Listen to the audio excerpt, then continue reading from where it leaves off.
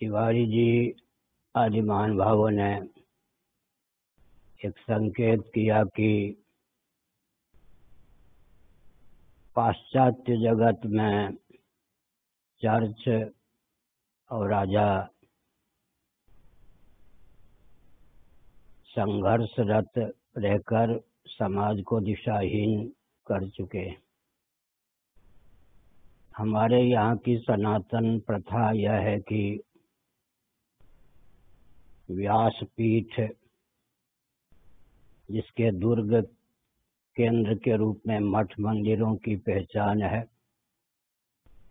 और राजपीठ, जिसको हम शासन तंत्र कह सकते हैं, उसमें सामंजस्य सैद्धांतिक धरातल पर बना रहे।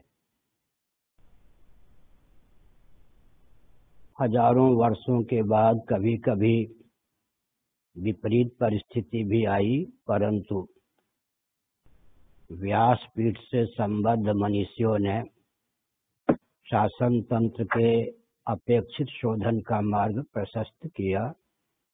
इस तथ्य को बार बार सुनने समझने की आवश्यकता है।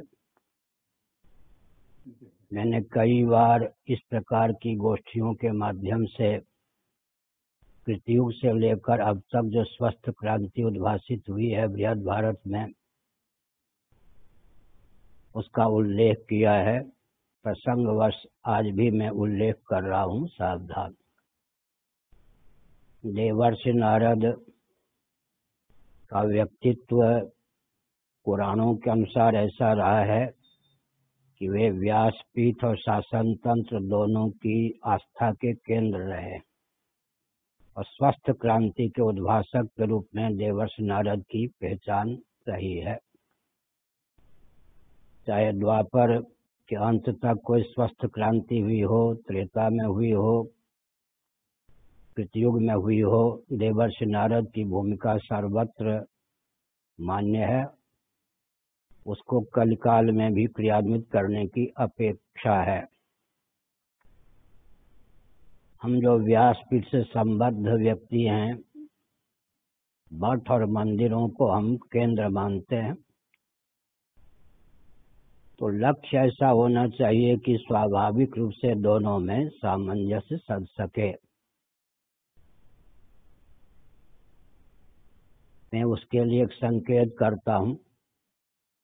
शुचिता, स्वच्छता, सुंदरता, शील और स्नेह संपन्न शिक्षा, रक्षा, संस्कृति, सेवा, धर्म और मोक्ष के संस्थान मठ मंदिर बने। फिर से मैं वाक्य बोलता हूँ।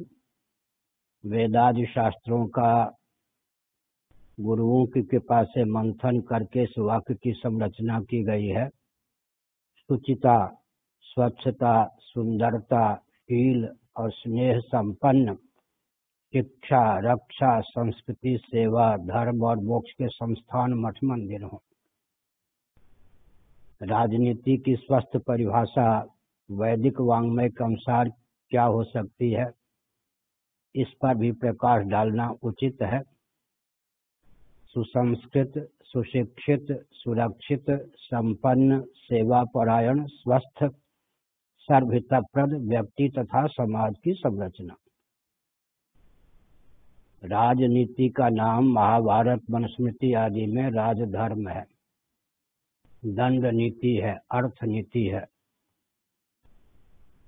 अराजकता फैलाना राजनीति है ही नहीं। राजनीति का अर्थ ही होता राजधर्म, क्षात्र धर्म, दंड नीति, अर्थ नीति। इन सब पर्यायवाचक शब्दों को ध्यान में रखना चाहिए। फिर से सुनिए राजनीति की परिभाषा। सुसंस्कृत, सुशिक्षित, सुरक्षित, संपन्न, सेवापरायण, स्वस्थ, सर्वहितप्रद व्यक्ति और समाज की संरचना। यह राजनीति की विश्व स्तर पर वेदादि शास्त्र सम्मत परिभाषा निर्धारित है। मठ मंदिर का लक्ष्य क्या होना चाहिए? शुचिता, स्वच्छता, सुंदरता, शील, स्नेह से संपन्न शिक्षा, रक्षा, संस्कृति, सेवा, धर्म और मोक्ष का संस्थान। अगर हम इस ढंग से मठ मंदिरों को उद्भासित करें और शासन तंत्र को मार्गदर्शन दें तो हर प्रकार से सुमंगल हो सकता है। एक विचित्र बात है, कल भी मैंने संकेत किया, और उपहास की दृष्टि से नहीं, इसको गंभीरता पूर्वक लेने की आवश्यकता है। मैंने संकेत किया, उसकी व्याख्या की और सावधान रहने की आवश्यकता क्या है, इस पर भी विस्तार पूर्वक प्रकाश डाला। द्रुत गति से बोलने के कारण हो सकता है कुछ मान भाव को नहीं पकड़ पाए हों। मैं फिर से संकेत करता हूं, सावधान।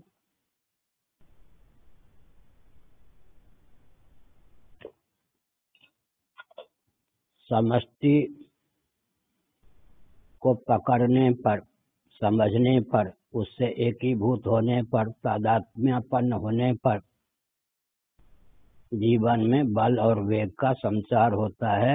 यह दर्शन, विज्ञान और व्यवहार तीनों से सम्मत सिद्धांत है। फिर से सुनिए, समष्टि से सुदूरता विप्लव में हेतु है। समष्टि को पकड़ेंगे तो जीवन में अद्भुत बल और वेग का संचार होगा।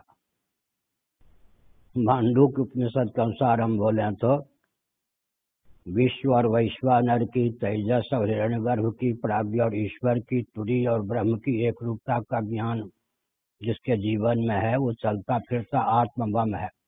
एक व्यक्ति ही पूरे विश्व को स्वस्थ दिशा देने में, स्वस्थ क्रांति उद्भासित करने में समर्थ है। महाभारत में लिखा है कि राजा देखने में एक व्यक्ति लगता हो, लेकिन उसमें भगवान ब्रह्मा की शक्ति, उत्पादनी शक्ति सन्निहित हो, भगवान विष्णु की पालनी शक्ति सम्मिलित हो, रुद्र की, शिव की संहारणी शक्ति भी हो, तीनों के सदुपयोग की भावना हो, अष्टवसुओं का तेज उसमें संपन्न हो, तब वह एक व्यक्ति भी पूरे विश्व के लिए वरदान स्वरूप सिद्ध हो सकता है। कल मैंने इसी संदर्भ में कहा कि हिंदुओं की जो दुर्बलता है, उसके मूल में समष्टि से एक रूपता, तादात्म्य पत्ति से अत्यंत सुदूरता है। सिद्धांत हमारा कितना भी परिपुष्ट हो, शासन तंत्र की दिशाहीनता के कारण, शिक्षण तंत्र की दिशाहीनता के कारण इस समय हिंदुओं के जीवन में समष्टि से कहीं तादात्म्यपत्ति नहीं है। समष्टि से तादात्म्यपत्ति शक्ति का केंद्र है। मैं संकेत करना फिर उचित समझता हूँ, गंभीरता पूर्वक इस पर विचार करना चाहिए। कल मैंने एक वाक्य दिया था, दार्शनिक धरातल पर तो सच्चिदानंद तत्व ही जगत का निमित्त और उपादान कारण सिद्ध होता है। बनाने वाला भी परमात्मा तत्व, बनने वाला भी परमात्मा तत्व। यह जो दार्शनिक धरातल वेदों से प्राप्त है, उपनिषदों से प्राप्त है, यही हमारी संस्कृति का प्राण है। सबसे उत्कृष्ट उदारता से संपन्नता है, क्योंकि हम जिसको परमात्मा कहते हैं वो अनंत है। अनंत का अर्थ होता है काल के द्वारा भी कबलित न हो, जिसका अस्तित्व विलुप्त न हो। देश के द्वारा भी जो कबलित न हो, वस्तुअंतर के द्वारा भी जो कबलित न हो। दार्शनिक भाषा में काल, देश और वस्तु परिच्छिन्न न हो। जो नित्य होता है वह काल के द्वारा कबलित नहीं होता। जो विभु या व्यापक होता है वह देश के द्वारा कबलित नहीं होता। जो सर्वात्मा, सर्वरूप, सर्वाधिष्ठान होता है वो वस्तुअंतर के द्वारा कबलित नहीं होता। हमारा जो भगवत तत्व, आत्म तत्व, परमात्म तत्व है, वह कालकृत, देशकृत, वस्तुकृत परिच्छेद से शून्य होने के कारण सर्वोत्कृष्ट है। इस स्तर के आत्म तत्व, परमात्म तत्व की उद्भावना भी अन्यत्र संभव नहीं। दूसरी बात यह है कि वह जगत बनाता भी है और जगत बनता भी है। बहुत ऊंची बात। अवतारवाद पर भी मैं संकेत करूं, जिनका ईश्वर जगत बना सकता है, जगत बन नहीं सकता, वह पूर्ण समर्थ ही नहीं होता। दूसरी बात है, वो अवतार नहीं ले सकता साक्षात। हम भगवान का अवतार श्री राम कृष्ण आदि को क्यों मानते हैं? अन्यों के यहाँ साक्षात परमात्मा तत्व अवतार नहीं ले सकता, हमारे यहाँ क्यों ले सकता है? उसके पीछे दार्शनिक तथ्य क्या है? हम जिस परमात्मा को मानते हैं वो जगत बनाता ही नहीं, जगत बनता भी। जिसका परमात्मा ईश्वर जगत बनाता भी हो, जगत बनता भी हो, वो सर्वसमर्थ होता है, वही साक्षात अवतार भी ले सकता है। अवतार का जो सिद्धांत हमारे यहाँ है उसके पीछे दार्शनिकता की पराकाष्ठा है। तदैक्षत सईक्षां चक्रेशो कामयत बहुश्याम प्रजायेय सर्वं खल्विदं ब्रह्म तदात्मानं स्वयमकुरुत प्रकृतिश्च प्रतिज्ञा दृष्टान्तानुपरोधात्। इन वचनों के अनुसार हम जिसको परमात्मा मानते हैं उसमें जगत बनने और बनाने दोनों प्रकार की क्षमता सन्निहित है। इसी आधार पर फिर सर्वं खल्विदं ब्रह्म यह सिद्धांत निर्धारित किया गया। वसुधैव कुटुंबकम के पीछे भी यही आदर्श सन्निहित है। अमृतस्य पुत्राः के पीछे भी यही आदर्श सन्निहित है। वसुधैव कुटुंबकम के मूल में श्वेताश्वतर उपनिषद का वचन लीजिए, अमृतस्य पुत्राः।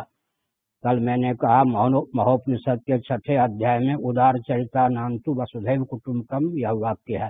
श्रुति है, उपनिषद है।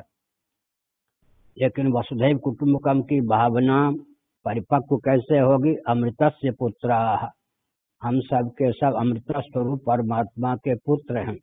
अर्थात पृथ्वी, जल, तेज, वायु, आकाश और स्थावर जंगम प्राणी सब परमात्मा की अभिव्यक्ति होने के कारण परमात्मा के परिवार के सदस्य हैं, घटक हैं।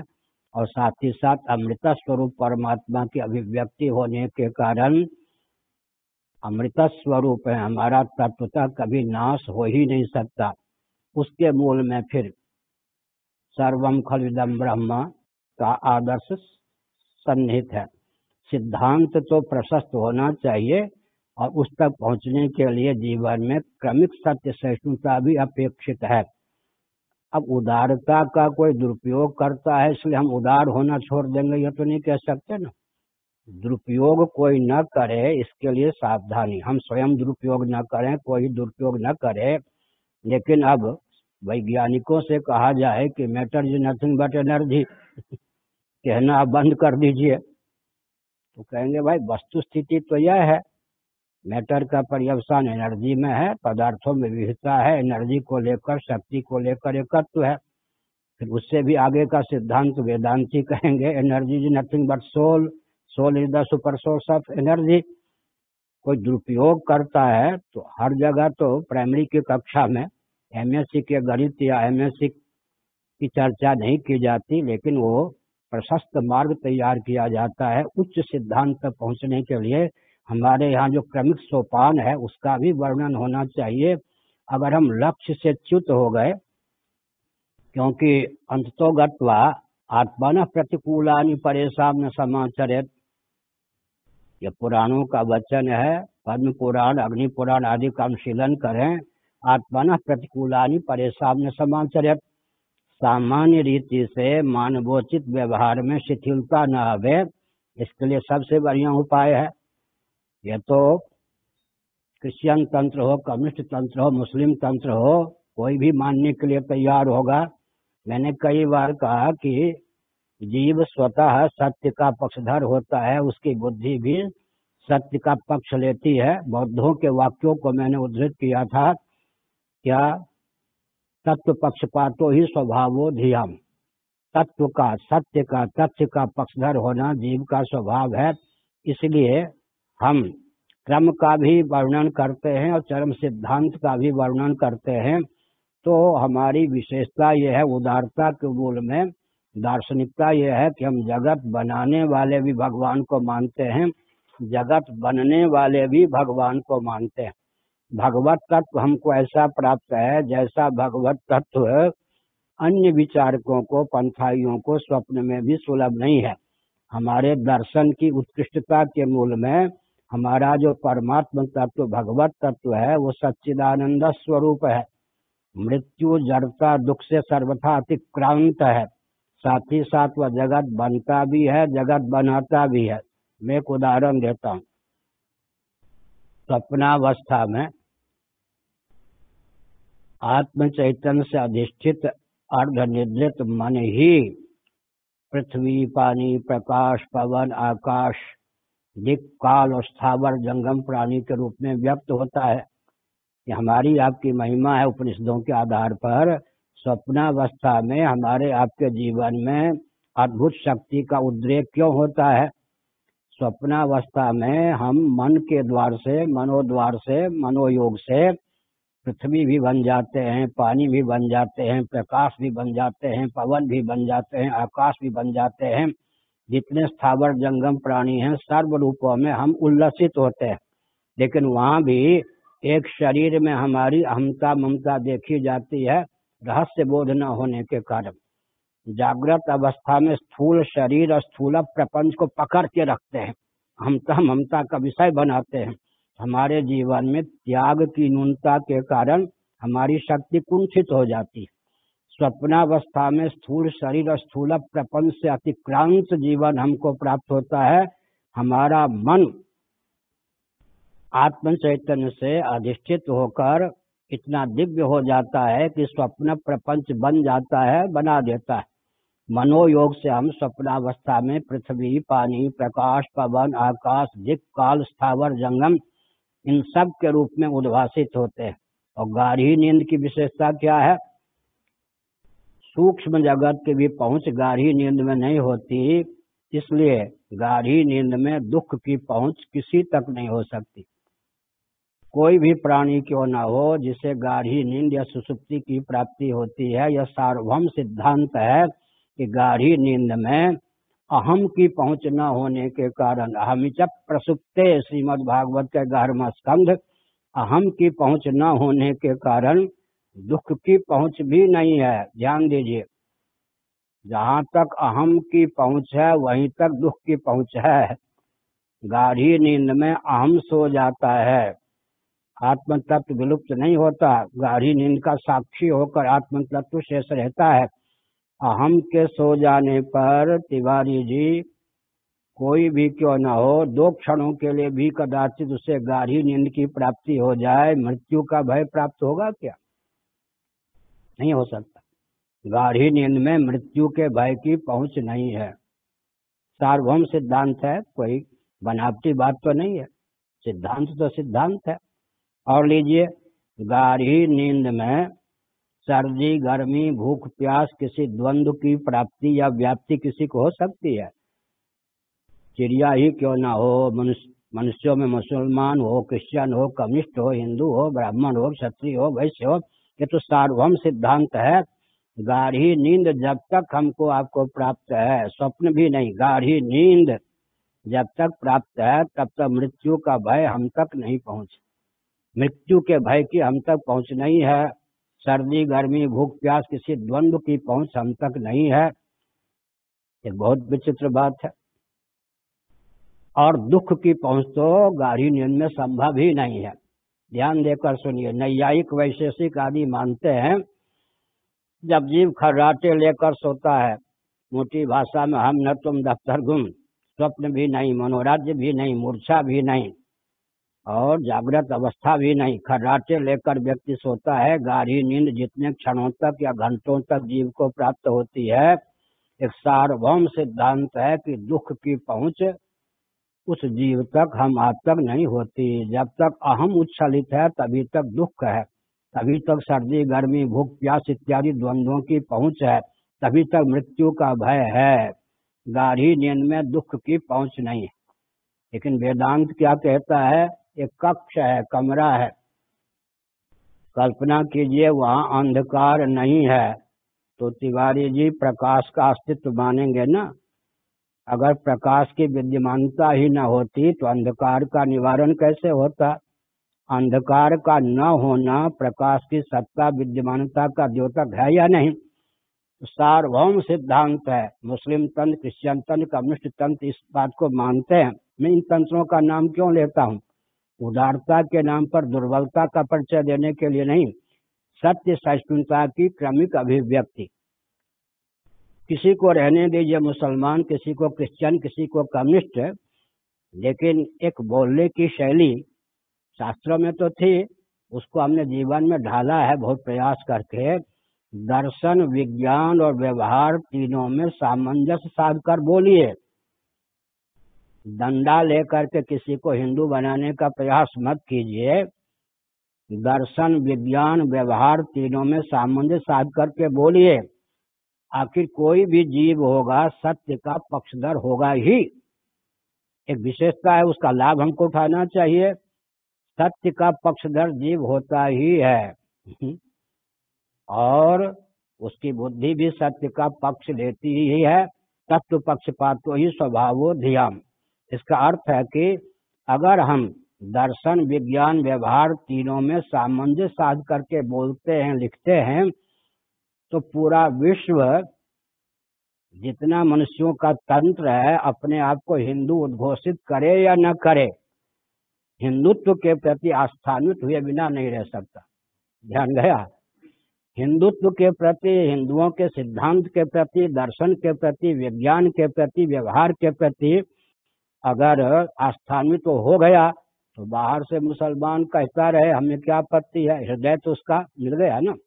इसलिए हमने संकेत किया, यह जो हिंदू राष्ट्र संघ लाठी गोली बम बारूद का उपयोग नहीं कर रहे, वैचारिक बम इसका नाम।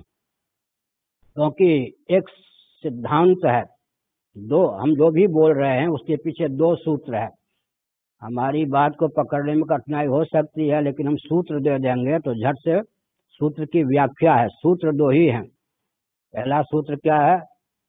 जीव सत्य का पक्षधर होता है, तथ्य का पक्षधर होता है। जीव की बुद्धि भी सत्य का ही पक्ष लेती है।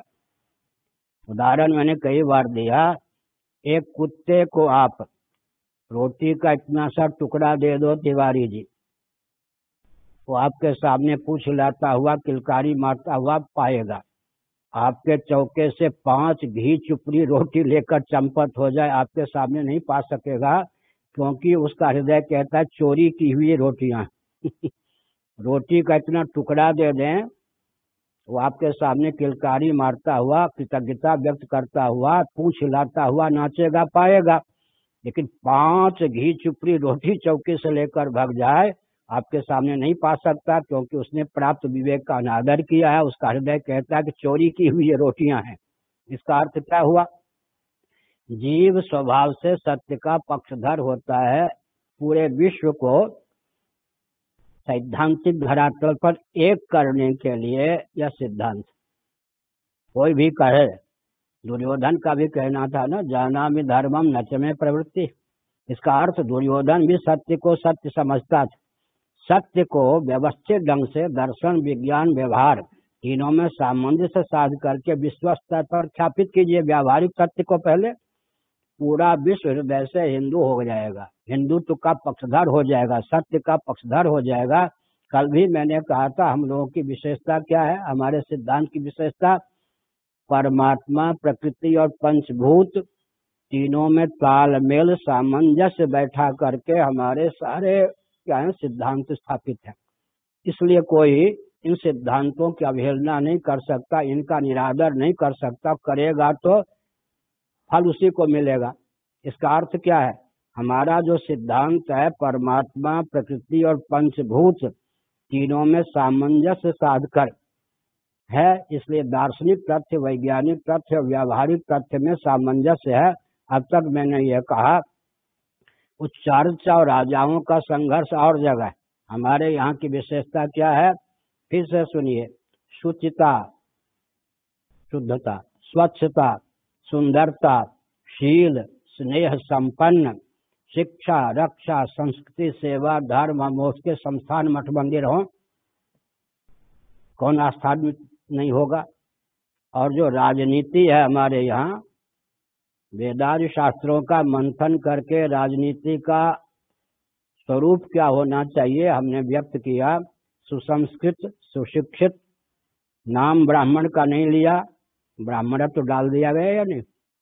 सुसंस्कृत सुशिक्षित क्षत्रियों का नाम नहीं लिया लेकिन सुरक्षित, वैश्यों का नाम नहीं लिया लेकिन संपन्न, शूद्रों का नाम नहीं लिया लेकिन सेवा परायण, और स्वस्थ सर्वहितप्रद व्यक्ति और समाज की संरचना। अब कोई भी विश्व का तंत्र होगा, जो मैंने पहले कहा था, उसकी हम व्याख्या कुछ सरल शब्दों में धीरे से कर रहे हैं, आंधी तूफान की शैली में नहीं। राजनीति की सार्वभौम परिभाषा वेदादि शास्त्रों के आधार पर इस वाक्य का अंग्रेजी में भी अनुवाद होकर अगर प्रसारित हो तो कहीं से भी, हमने केजरीवाल जी से कहा था इस परिभाषा में दोष निकालो, कई वर्ष पहले कहा था केजरीवाल दिल्ली वाले कि इस परिभाषा में जरा दोष निकाल के दिखाओ, आप पार्टी के संस्थापक बोलो। नहीं महाराज, हम तो दोष नहीं निकाल सकते। सुसंस्कृत सुशिक्षित सुरक्षित संपन्न सेवा परायण स्वस्थ सर्वहितप्रद व्यक्ति और समाज की संरचना राजनीति की परिभाषा है। अब हम क्रांति का स्रोत पहले भी कई बार कह चुके हैं, नारद जी का मैंने नाम लिया। कलयुग के प्रारंभ तक जितनी भी स्वस्थ क्रांति विश्व में हुई, विशेषकर बृहद भारत में, उसके मूल में देवर्षि नारद का नाम आता ही है। कभी ऐसा था, नारद जी आदि जो व्यासपीठ से संबद्ध महानुभाव थे, उनके मन में वेदना थी कि हिरण्यकशिपु जैसा शासक है, व्यासपीठ की मर्यादा को छिन्न करने वाला, गोवंश इत्यादि को विलुप्त करने वाला, अराजकता की पराकाष्ठा को फैलाने वाला शासक है। तो व्यासपीठ के द्वारा ही देवर्षि नारद ने कयाधु के गर्भगत शिशु को, जब हिरण्यकशिपु तप करने गया था, लाड़ प्यार से कयाधु को बेटी के समान अपने आश्रम में रखा। गर्भगत शिशु को लक्ष्य बनाकर जो नीति और अध्यात्म का उपदेश दिया, उसी के फलस्वरूप जब हिरण्यकशिपु तपस्या करके आए, उनकी सती साध्वी पतिव्रता कयाधु ने अपने बेटे को जन्म दिया। और प्रहलाद चलते फिरते आत्मबम हो गए या नहीं। इसका अर्थ है, फिर मैं कहता हूँ, स्वस्थ क्रांति व्यासपीठ के द्वारा ही संभव है। देवर्षि नारद ने ही हिरण्यकशिपु के दिशाहीन शासन तंत्र को शोधित करने, हिरण्यकशिपु को उन्मादपूर्ण शासन तंत्र का उच्छेद करने का मार्ग प्रशस्त किया, उसी के घर में प्रहलाद को प्रकट करके। उसी के घर में, कुछ मैं संकेत कर रहा हूँ, आगे चल के देखिए।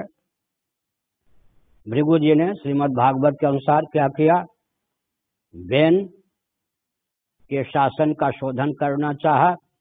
बेन ने अनसुनी कर दी, हुंकार मात्र से पूरी अष्टक से जीव कला को बेन के शरीर से कर्षित करके शव बना दिया। पुत्रेष्टि याग के द्वारा बेन का प्रादुर्भाव हुआ था। उसके शरीर में वैष्णव तेज स्वभाव से प्रतिष्ठित था। ननिहाल का कुसंस्कार होने के कारण वह अराजकता की धारा में बह गया था। उसके भुजदंडों का मंथन करके पृथु जैसे राजा और जैसी रानी चाहिए थी, उस प्रकार के राजा रानी को उद्भाषित किया। किन्होंने? भृगु जी ने। स्वस्थ क्रांति ही क्या आया। पुरोधाम किनको मानेंगे? व्यासपीठ से संबद्ध जो महानुभाव हैं, यही शासन तंत्र में अपेक्षित परिवर्तन करते रहे, आगे भी कर सकते हैं। आगे फिर वशिष्ठ जी ने क्या किया, रावण आदि के शासन तंत्र की ओर दृष्टि डाल करके फिर क्या किया, भगवान राम को प्रकट किया। विश्वामित्र जी और वशिष्ठ जी ने फिर क्या किया, शासन तंत्र के शोधन का मार्ग प्रशस्त कर दिया, राम राज्य की भूमिका प्रस्तुत की। आगे चलिए, भगवान वेद व्यास जी ने दुर्योधन कंस आदि के शासन तंत्र को उच्छिन्न करने की भावना से भगवान श्री कृष्ण को प्रकट किया। युधिष्ठिर आदि को आगे करके धर्मराज्य राम राज्य की प्रतिष्ठा का मार्ग प्रशस्त किया। कलयुग में भगवत पाद शंकराचार्य महाभाग ने क्या किया, सुधन्वा को आगे किया। आगे नवरत्न ने विक्रमादित्य को आगे किया। चाणक्य ने चंद्रगुप्त को आगे किया। इसी प्रकार समर्थ रामदास जी ने शिवाजी को आगे किया। तो स्वस्थ क्रांति की भावना तो व्यासपीठ से होती रही है, हमने संकेत किया। आजकल जो भारत में व्यवस्था चल रही है राजनीति की दृष्टि से, उस पर विचार करने की आवश्यकता है। नीति अध्यात्म विहीन शिक्षा पद्धति के कारण भारत का उज्जवल भविष्य बिल्कुल अवरुद्ध है। मोदी जी का भी ध्यान इधर नहीं गया है अब तक। अच्छे ढंग से शासन कर रहे हैं, मोदी मोदी लोग कहते भी हैं, मुझमंगल होते भी हैं, लेकिन देश को सुदृढ़ बनाने की आधारशिला पर उनका ध्यान अभी केंद्रित नहीं है। ध्यान नहीं गया है, भले ही जानते हो। नीति और अध्यात्म से समन्वित शिक्षा पद्धति, और भारत में भारतीय हूँ परंपरा से ही, ब्रह्मा जी से लेकर अब तक भारतीय परंपरा का ही व्यक्ति हूँ। सभी तो, सबके पूर्वज तो सनातनी वैदिक आर्य ही रहे, लेकिन हम तो भारत भूमि के ही हैं परंपरा से। हम एक संकेत करते हैं, इधर ध्यान केंद्रित होना। तिवारी जी आप जैसे महानुभावों का, और ये जो हैं शर्मा जी, इन सबका ध्यान केंद्रित होना आवश्यक है। आप सब बहुत अच्छे हैं। अभी भारत में जो शासन तंत्र है उसमें व्यामोह क्या है, मैं धीरे से बोल रहा हूँ, उसको समझने की आवश्यकता है। लोगों का ध्यान नहीं जाता, चाहे योगी जी हों चाहे मोदी जी हों, मेरे सब लाडले प्यारे और परिचित हैं, लेकिन व्यामोह क्या है इस पर ध्यान जाने की आवश्यकता है। ये राजनेता जो हैं ख्याति प्राप्त, ये घर भरने वाले नहीं है, न मोदी जी न योगी जी। लेकिन व्यामोह क्या है, व्यासपीठ या कोई भी ऐसा तंत्र तो शासन तंत्र के समकक्ष हो या ऊपर हो, सही नहीं है। इसलिए भविष्य में बहुत खतरा है।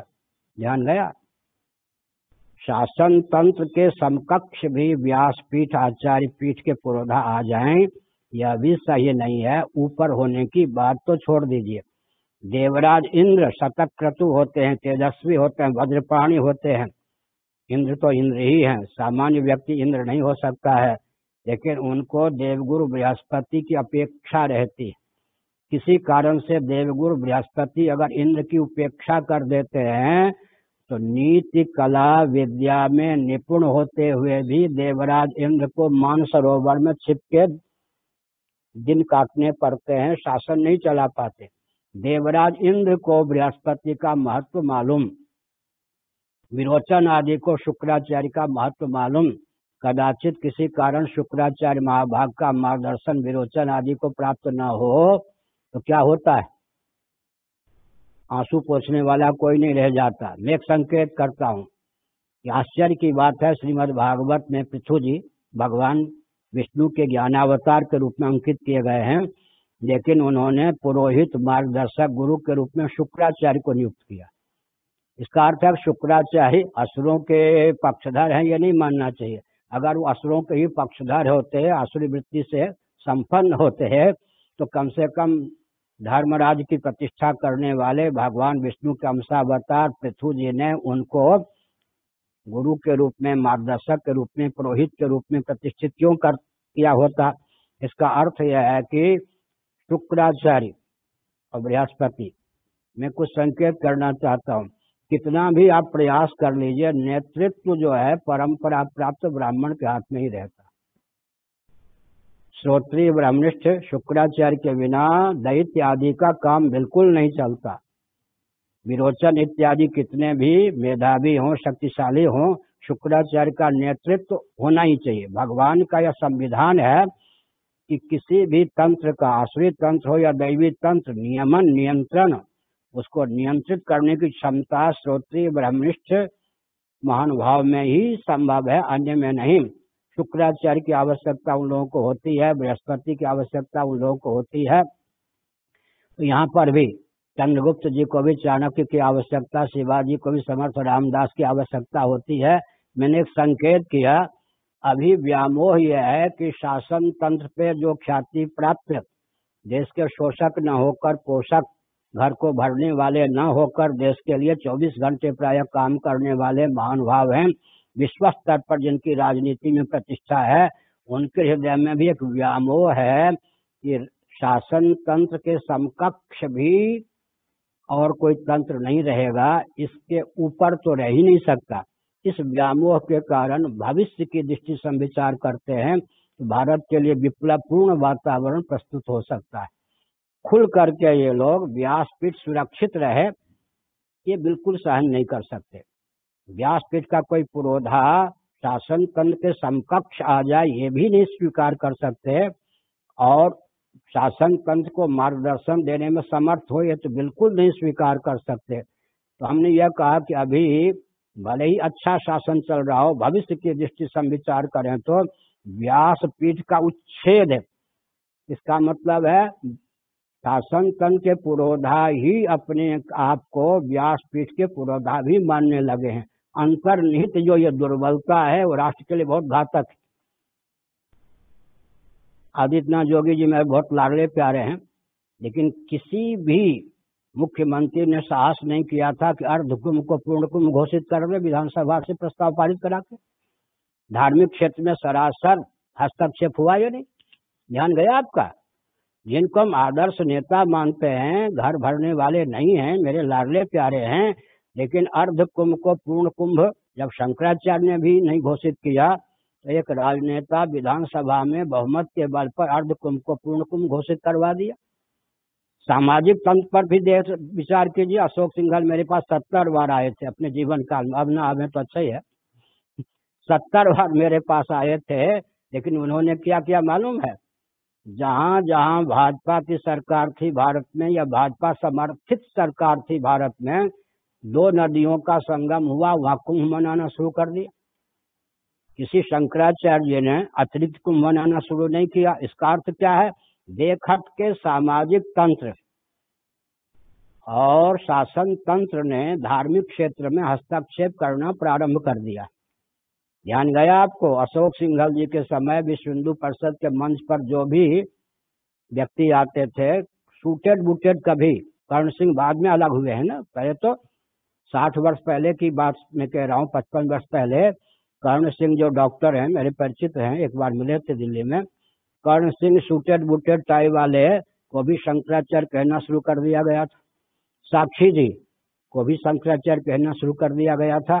माने शंकराचार्य की गद्दी विलुप्त हो जाए, विकृत हो जाए, उपहास का पात्र बन जाए। सामाजिक संगठन ने इसके लिए भरपूर प्रयास किया और उन सामाजिक संगठनों के फलस्वरूप जो शासन तंत्र, उसने भी इसका पूरा प्रयास किया।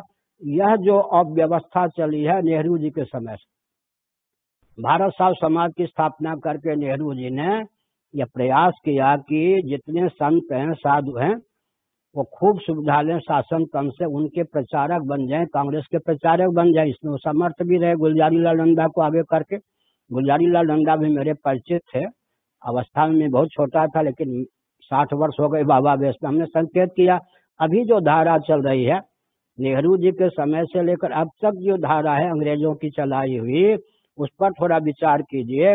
कोई भी अच्छा से अच्छा प्रधानमंत्री हो, मुख्यमंत्री हो, वो पसंद नहीं करता कि धार्मिक जगत का कोई पुरोधा उसके समकक्ष हो या उससे ऊपर हो। वो धार्मिक जगत का भी एक छत्र नेतृत्व अपने हाथ में लेकर के काम करना चाहता है। भविष्य के लिए यह बहुत खतरे की चीज है, इधर ध्यान देने की आवश्यकता है। तो अब तक हमने संकेत किया कि सद्भाव पूर्वक संवाद, हम भी राष्ट्र के लिए बोटी बोटी गलाते हैं, मोदी जी भी गलाते हैं। मोदी जी यहाँ आए भी थे, 45 मिनट मेरे पास बैठे भी थे जब प्रधानमंत्री नहीं थे, होने वाले थे, लेकिन संवाद क्यों नहीं है जी? जब हम भी राष्ट्र के हितैषी हैं, वो भी राष्ट्र के हितैषी हैं, तो व्यासपीठ से दूरी क्यों? इसका मतलब स्पष्ट है कि अब ये जो राजनेता लोग हैं ये बिल्कुल मान चुके हैं कि ये धार्मिक जगत, आध्यात्मिक जगत के भी पुरोधा कर्णधार ये स्वयं रहना चाहते हैं। कोई समकक्ष भी राजनेता या राजनीतिक दल के आ जाए, सामाजिक तंत्र या धार्मिक तंत्र या पसंद नहीं है। भविष्य की ओर दृष्टि करके हमने एक संकेत किया। तो हमने संकेत किया सज्जनों की इस रॉकेट, कंप्यूटर, एटम, मोबाइल के युग में भी राजनीति की जो स्वस्थ परिभाषा है उसको क्रियान्वित करने की आवश्यकता है। और स्वस्थ क्रांति के लिए मैं, समय पर्याप्त हो गया है, एक बिंदु देता हूँ। बौद्धिक स्तर समाज का बढ़ाइए। अभी जो हम लोग प्रकल्प चला रहे हैं, छोटे छोटे बच्चे भी, इनका बौद्धिक स्तर बहुत बढ़ गया। अभी मैं होशियारपुर गया था, कल भी मैंने बताया, 11 साल का बच्चा, वो हमारा संदेश सुनता होगा, उसने जो प्रश्न किया हम भी बिल्कुल मुग्ध हो गए। छोटे छोटे बच्चे, इसका मतलब अंदर से भी रचना किया है। दर्शन विज्ञान व्यवहार में सामंजस्य साध करके समाज का बच्चे से लेकर बूढ़े तक का, विशेषकर युवकों का बौद्धिक स्तर बढ़ा दीजिए। जब पूरे विश्व में बौद्धिक स्तर बढ़ जाएगा, और उसको बढ़ाने के लिए एक ही सूत्र है, दर्शन विज्ञान व्यवहार में सामंजस्य साध करके बोलिए। पूरे विश्व में कहीं भी कोई कुंठा की बात ही नहीं। एक सागर है मध्य प्रदेश में, लगभग 22-23 साल पहले एक युवक खड़ा हो गया, उसने प्रश्न किया हमसे, महाराज साइंस में विज्ञान में हाइड्रोजन ऑक्सीजन अमुक रेशियो या अनुपात में मिलाकर के हम लोग जल बना लेते हैं। हमारा जो सिद्धांत है वो प्रयोग करते समय कभी व्यवहार का रूप धारण नहीं करता। व्यावहारिक धरातल पर हमारा सिद्धांत उतरता नहीं। हमने 15 मिनटों तक कहा कि आपको भ्रम है, वस्तु स्थिति यह नहीं है। फिर हुआ कि है ये कौन? देखने में तो युवक है। हमने कहा बोलो किस संप्रदाय या पंथ आदि जैन हो? हमने कहा ठीक है, समझ गए। कल मैंने संकेत किया था, बहुत महत्वपूर्ण संकेत था। अहिंसा, सत्य, अस्तेय, ब्रह्मचर्य, परिग्रह, ये पंचशील है जैनों के यहाँ। निंदा नहीं कर रहा, लेकिन पंचशील को हर व्यक्ति के जीवन में, हर मनुष्य के जीवन में पूर्णता उतारने की भावना है। उसकी जो प्रक्रिया है, उसकी जो विधा है, वो है वर्णाश्रम। क्षत्रियों के लिए अहिंसा कितने, वैश्य के लिए अहिंसा कितने, शूद्र के लिए अहिंसा कितने, ब्राह्मण के लिए कितने। ब्राह्मणों में जो परिव्राजक सन्यासी हैं उनके ऊपर एकाएक कोई व्यक्ति पूर्ण अहिंसा, पूर्ण सत्य, पूर्ण अस्तेय, पूर्ण ब्रह्मचर्य, पूर्ण परिग्रह को ढालना चाहे, उन्माद हो जाएगा, विस्फोट हो जाएगा। तो ये जो पंचशील हैं जैनों ने जिनका बहुत बड़ा प्रचार किया, जिनको पंचशील नाम दिया है, उनको क्रमशः जीवन में उतारने के लिए जो विधा थी वर्णाश्रम की, उसको नहीं माना। एक बहुत महत्वपूर्ण तथ्य है, हमारा कोई सिद्धांत ले भी ले और विधा कोई मन कल्पित बना दे, कभी सफल नहीं हो सकता। कल भी मैंने बताया था, श्रीमद् भागवत 4वां स्कंद 18वां अध्याय 3, 4, 5वां श्लोक, वहां पृथु जी को भूदेवी ने बताया, वैदिक महर्षियों के द्वारा चिर परीक्षित और प्रयुक्त कृषि आदि के जो सिद्धांत, कृषि आदि के जी, वैकुंठ प्राप्ति की बात तो छोड़ दीजिए, कृषि खेती बाड़ी के भी वैदिक महर्षियों के द्वारा चिर परीक्षित और प्रयुक्त जो कृषि आदि के लौकिक उत्कर्ष के सिद्धांत हैं, कदाचित उनको न मानकर, उनको विकसित न कर, मन कल्पित विधा से अगर कोई कृषि आदि का नया प्रकल्प चला देगा, विकास की नई परिभाषा का सर्जन करेगा, तो चारखाने चित्त हो जाएगा। इसका अर्थ यह है कि अब तक के प्रवचन का सारांश हुआ, पारलौकिक उत्कर्ष परमात्मा की प्राप्ति ही नहीं बल्कि लौकिक दृष्टि से भी। कल मैंने उदाहरण दिया था, जनसंख्या की समस्या ही न आवे, शिक्षा, रक्षा, अर्थ और सेवा के प्रकल्प सदा संतुलित रहें। शिक्षा, रक्षा, अर्थ और सेवा के प्रकल्प सदा संतुलित रहें। आर्थिक विपन्नता, अनावश्यक विषमता का ग्रास न बनना पड़े। किसी भी दृष्टि से, काम की दृष्टि से, अर्थ की दृष्टि से, धर्म की दृष्टि से, मोक्ष की दृष्टि से विचार करें तो वैदिक महर्षियों के द्वारा चिर परीक्षित और प्रयुक्त उपाय को यहाँ खंडन नहीं कर सकते, मानने के लिए बाध्य, और मानना ही पड़ेगा। कल मैंने उदाहरण दिया था, क्या उदाहरण दिया था? हर व्यक्ति की जीविका जन्म से आरक्षित है। अमेरिका, ब्रिटेन आदमी लाचारी है, वर्णाश्रम व्यवस्था लुप्त है वर्षों से, तो वह आर्थिक विपन्नता होगी ही। आप अमेरिका की ओर झांक रहे हैं कि धनाढ्य देश है। मैंने एक संकेत किया अर्थशास्त्र को लेकर, विश्व बैंक ने अपनी सारी गुत्थियां 5 मई 1999 तो हमारे पास आके अर्थशास्त्र की सुलझाई थी। हमने संकेत किया जहाँ जन्म से हर व्यक्ति की जीविका आरक्षित है, वहाँ आर्थिक विपन्नता अवश्य होगी, अनावश्यक विषमता अवश्य होगी। और जहाँ जन्म से हर व्यक्ति की जीविका सुरक्षित है, वहाँ आर्थिक विपन्नता, अनावश्यक विषमता संभव ही नहीं है। शिक्षा, रक्षा, अर्थ और सेवा के प्रकल्प समाज को संतुलित रूप में सदा प्राप्त हो, इसके लिए वर्णाश्रम व्यवस्था मानेंगे ही। अगर नहीं मानेंगे, जहाँ वर्ण संकर सब हो गए, वहाँ आप क्या करेंगे जी? विकल्प से काम चलाइए, स्वर्ण भस्म ना मिले तो स्वर्णाक्षिक से काम चलाइए, उनकी लाचारी है। मैं एक संकेत कर रहा हूँ, बहुत विचित्र संकेत है। अमेरिका, ब्रिटेन आदि में जहाँ प्रायः सब वर्ण संकर हो गए, उनकी लाचारी है जो वैकल्पिक ब्राह्मण, वैकल्पिक क्षत्रिय, वैकल्पिक वैश्य, वैकल्पिक शूद्र, वैकल्पिक सफाई कर्मी बनावे। हमारी लाचारी नहीं है, लेकिन स्वतंत्र भारत में राजनेताओं ने विषाक्तपूर्ण वातावरण प्रस्तुत किया। हम लाचार नहीं हैं, लेकिन हमको वैकल्पिक ब्राह्मण, वैकल्पिक क्षत्रिय, वैकल्पिक वैश्य, वैकल्पिक शूद्र आदि बनाने का प्रक्रम दिया गया। ये विकास है या विनाश? कल मैंने उदाहरण दिया था और उसी को प्रस्तुत करके वचन को विराम देता हूँ। किसी का ध्यान गया हो या न गया हो। अरे भाई, आप शिक्षण तंत्र के माध्यम से, प्रशिक्षण तंत्र के माध्यम से ब्राह्मण बने, ब्राह्मण तो चाहिए या नहीं? ब्राह्मणों का प्रयोजन क्या है? कल मैंने बताया था, कालक्रम से विकृत ज्ञान विज्ञान को विशुद्ध करना, विलुप्त ज्ञान विज्ञान को उद्भाषित करना, सूत्रात्मक ज्ञान विज्ञान को विशद करना, ये तो चाहिए। ब्राह्मण के बिना तो काम नहीं चलेगा। लेकिन आप वैकल्पिक ब्राह्मण बनाएंगे, क्षत्रिय के बिना काम नहीं चलेगा। वैकल्पिक क्षत्रिय बनाएंगे, वैकल्पिक वैश्य बनाएंगे, वैकल्पिक शूद्र बनाएंगे, वैकल्पिक सफाई कर्मी आदि बनाएंगे। समय अधिक लगेगा, संपत्ति का उपयोग अधिक होगा, संस्कार का आदान फिर भी नहीं हो पाएगा। इसका उत्तर दीजिए। नहीं है? इसका मतलब वैकल्पिक तो वैकल्पिक है। यहाँ भी कोई जो होता है विकल्प तो फिर क्या है? अभावेशाली चूर्णम बा। जब हमारे यहाँ मुख्य धारा प्राप्त है तो विकल्प की हमें आवश्यकता क्या है? फिर मैंने कहा वैकल्पिक ब्राह्मण, क्षत्रिय, वैश्य, शूद्र आदि बनाने चलेंगे। शिक्षण संस्थानों के माध्यम से प्रशिक्षण के बल पर समय का अधिक उपयोग होगा, संपत्ति का अधिक उपयोग होगा, फिर भी संस्कार का आदान नहीं हो पाएगा। इतने दोष। और कौन सा दोष है?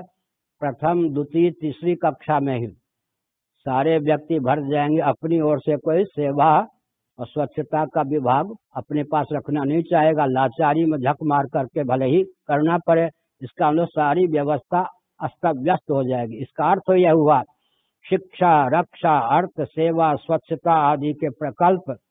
और एक विचित्र बात है, कल मैंने काम शास्त्र की दृष्टि से भी कहा, किसी की बहू बेटी को किसी से खतरा नहीं। 1 लाख 2 लाख वर्ष में कोई अनियंत्रित कामुक व्यक्ति दुर्घटना कर देता था, अब तो रोज ही 50 दुर्घटना होती है। कल मैंने कहा 1 लाख विश्व सुंदरी खड़ी कर दीजिए, अगर सनातन संस्कृति के अनुसार कोई व्यक्ति होगा, कुलशील का विचार करेगा या नहीं? इसका मतलब हर व्यक्ति की बहू बेटी सुरक्षित रहेगी यानी स्वाभाविक रूप से। उन्मत्तता काम की पराकाष्ठा आज जो है वर्णाश्रम व्यवस्था के प्रति अनास्था का फल है या नहीं? यहाँ तो हर व्यक्ति की बहू बेटी सुरक्षित। क्यों सुरक्षित? विवाह की प्रथा ऐसी थी, कुलशील का विचार करके। कल मैंने उदाहरण दिया, दुष्यंत ने कहा अगर ये शकुंतला विश्व सुंदरी दिखाई पड़ती है, खेलती है, सचमुच में ब्राह्मण की कन्या होती, बेटी होती, तो मुझ क्षत्रिय का मन इस पे नहीं चलता। सचमुच में राजर्षि भावापन, क्षत्रिय भावापन विश्वामित्र के तेज से मेनका के घर से उत्पन्न हुई थी। इसका अर्थ क्या है? काम की दृष्टि से भी, जनसंख्या की दृष्टि से भी, अर्थ की दृष्टि से भी, धर्म की दृष्टि से भी, मोक्ष की दृष्टि से भी जो प्रशस्त वर्णाश्रम व्यवस्था, उसके प्रति अनास्था उत्पन्न करके देश का विकास नहीं हो रहा है। आज के प्रवचन का सारांश ये हुआ कि हमको राजनीति का शोधन करना ही है। राजनीति का लक्ष्य हमने विश्व स्तर पर दिया, सुसंस्कृत, सुशिक्षित, सुरक्षित, संपन्न, सेवापरायण, स्वस्थ और सर्वहितप्रद व्यक्ति तथा समाज की संरचना और मठ मंदिर समाज को विकसित करने का लक्ष्य दिया।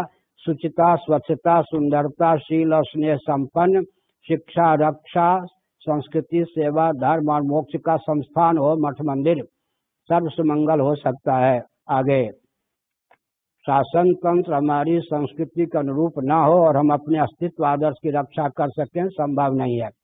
इसलिए अब हमको भारत को भारत के रूप में ख्यापित करना है। एक वाक्य बहुत महत्वपूर्ण है। हमारे पूज्य गुरुदेव धर्म सम्राट स्वामी कृपाचार्य जी महाराज ने भक्ति सुधा नामक ग्रंथ, जो कि गीता पे से प्रकाशित है, एक भाव व्यक्त किया भारत में ही अवतार क्यों?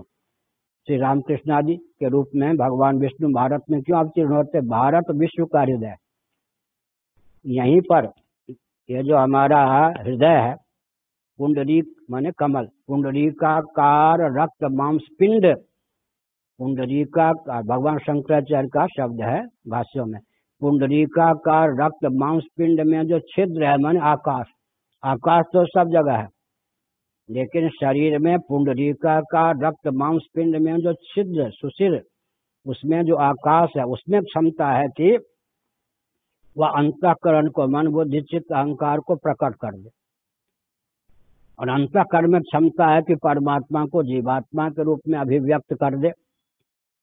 तो भारत विश्व का हृदय है, यही भगवान श्री रामकृष्ण आदि रूपों में अवतीर्ण होते हैं। पूरा विश्व दिशाहीन हो जाए तो हो जाए, अगर भारत दिशाहीन हो गया कोई किसी का आंसू पोंछने वाला नहीं रहेगा।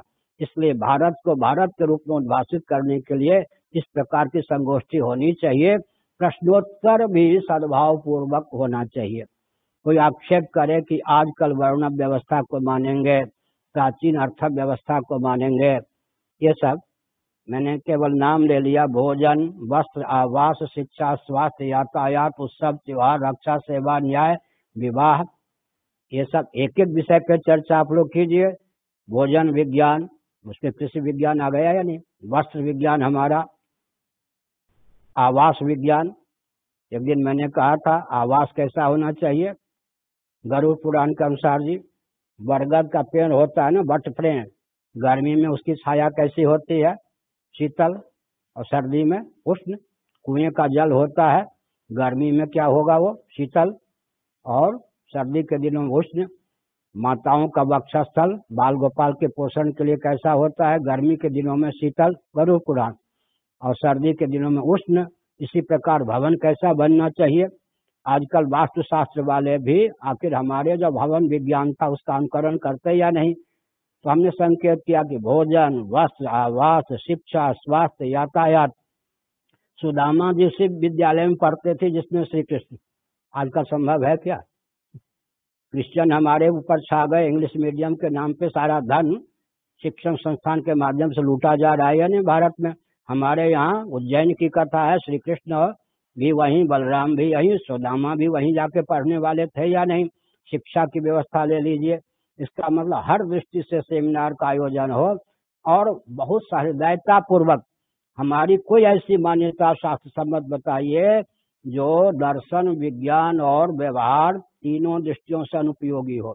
जब हर व्यवस्था, हर प्रकार, हर नियम दर्शन, विज्ञान, व्यवहार में सामंजस्य साध करके है, तो उसे अपनाने में क्या प्रमाद, उसको अपनाने की आवश्यकता है। तो आज के प्रवचन का सार हुआ विश्व स्तर पर तीन जो बिंदु हमने दिया कि दर्शन, विज्ञान और व्यवहार में सामंजस्य साध कर बोलिए, लिखिए, पूरा विश्व सत्य का पक्षधर होगा। अंत में सत्य को क्रमशः उतारने का प्रयास करें। दो चीज है, दो ही बिंदु, सत्य सहिष्णुता उत्पन्न करें, लेकिन क्रमशः। परम सत्य को एकाएक कोई नहीं प्राप्त कर सकता। अगर मैं एक वाक्य बोल दूं परम सत्य, तो आपके मन में होगा कि शंकराचार्य का मस्तिष्क ठीक है या नहीं। उत्पत्ति कभी हुई नहीं। हेलो, हमें बोल रहे हैं, सिद्ध कर सकता हूँ, सिद्ध नहीं करना है अभी, लेकिन लोग कहेंगे पागल हुआ, ऐसा बोलने वाले पागल ही होगा। क्या मैं बोलूं? परम सत्य को अगर बोल दूं तो आपका दिमाग चकराने लग जाएगा। सत्य से सत्य की उत्पत्ति नहीं हो सकती, सत्य से असत्य की उत्पत्ति नहीं हो सकती, सत्य से सदसत्य की उत्पत्ति नहीं हो सकती, असत से सत्य की उत्पत्ति नहीं हो सकती, असत से असत की उत्पत्ति नहीं हो सकती, असत से सदसत की उत्पत्ति नहीं हो सकती, सदसत से सत्य की उत्पत्ति नहीं हो सकती, सदसत से असत की उत्पत्ति नहीं हो सकती, सदसत से सदसत की उत्पत्ति नहीं, असत की उत्पत्ति नहीं, सत्य की उत्पत्ति नहीं। उत्पत्ति के 9 ही प्रकार बनते हैं, कोई भी प्रकार से नहीं होता। इसी का नाम अजातवाद है। लेकिन इसको हम बोल दें तो लोग कहेंगे दिमाग ठीक है या नहीं। इसका अर्थ क्या हुआ? सत्य सहिष्णुता की क्रमिक अभिव्यक्ति। छोटे बच्चे को, हमको एमएससी का गणित समझाना है तो छोटे बच्चे को धीरे धीरे 1 2 3 से ले जाएंगे। सत्य सहिष्णु तो हर जीव होता है, लेकिन दूसरा बिंदु है सत्य सहिष्णुता की क्रमिक अभिव्यक्ति का मार्ग निकालें तो पूरा विश्व हमको अपनाने के लिए तैयार है। पूरा विश्व, हमने सेमिनार के माध्यम से एक शिक्षा प्राप्त की। 150 देश, 206 देश विश्व में माने जाते हैं। कोई कहते हैं 206, कोई कहते हैं 204, कोई कहते हैं 195, लेकिन अब तक हमारी जानकारी है 206 देश विश्व में हैं। उनमें लगभग 150 देशों में हिंदू हैं। जहाँ हिंदू नहीं भी हैं, अगर हम दर्शन, विज्ञान, व्यवहार में सामंजस्य साध करके एक एक व्यावहारिक प्रकल्प लीजिए, कौन कौन, भोजन, वस्त्र, आवास, शिक्षा, स्वास्थ्य, यातायात, उत्सव, त्योहार, रक्षा, सेवा, न्याय के जो प्रकल्प सनातन, उसको ले लीजिए। काम का प्रकल्प, अर्थ का प्रकल्प, धर्म का प्रकल्प, मोक्ष का प्रकल्प, इस सब पर प्रकाश डालिए, सेमिनार कीजिए और अच्छे जानकारों के द्वारा भाव व्यक्त करवाइए। पूरा विश्व हमारे साथ होगा।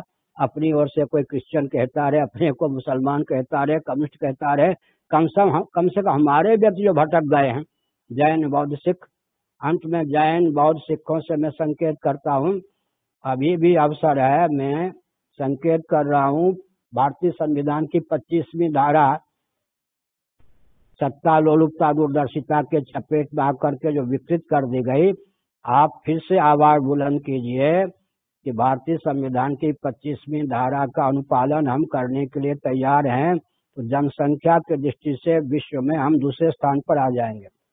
एक उदाहरण मैंने दिया था, बट का पेड़ है, बरगद का, एक एक शाखा काट दें, बट रुंज पुंज हो जाता है, शाखाएं तो मर ही जाती हैं। जैन, बौद्ध, सिख जो भी हमसे अलग होके गए, वो तो कम्युनिस्ट हो जाएंगे, मुसलमान हो जाएंगे, क्रिश्चियन हो जाएंगे, वो अपने अस्तित्व की रक्षा नहीं कर सकते। अभी भी अपने मूल को पहचाने। अगर जैन, बौद्ध, सिख फिर 25वीं धारा को यथावत क्रियान्वित करने की आवाज बुलंद करें, तो जनसंख्या की दृष्टि से विश्व में हम दूसरे स्थान पर हो जाएंगे, और विचारधारा की दृष्टि से आज भी हम प्रथम स्थान पर हैं, दूसरे स्थान पर नहीं। जो जो हमारी विचारधारा, वेदादि शास्त्र सम्मत विचारधारा से असहमत है, वो गिर रहा है, मर रहा है, छटपटा रहा है, तालाब के चपेट में भटक रहा है, उन्माद पूर्ण हो रहा है, सोते सोते 10 किलोमीटर दूर भाग जाते हैं, उन्मादक ग्रस्त हो रहे हैं। इसलिए हर दृष्टि से सनातन सिद्धांत को अपनाने की आवश्यकता है। नारायण, हर हर महादेव, सबका भला। सद्गुरु शंकराचार्य भगवान की। हर हर महादेव।